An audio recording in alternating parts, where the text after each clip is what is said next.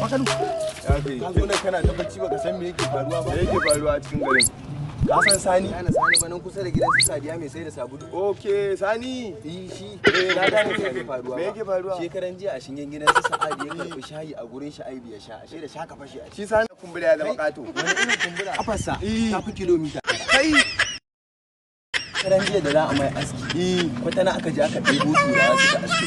Shi Sanin. Da yana jin kishirwa. Na rantse tun ran Laraba yake rara ruwa a ramin bakin sa. Kai.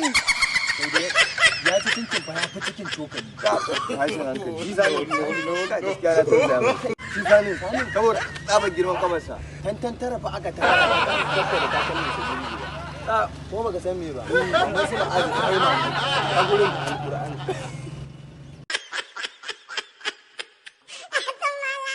Domin samun sababbin shirye-shiryenmu a danna subscribe sannan a danna alamar ƙararrawa.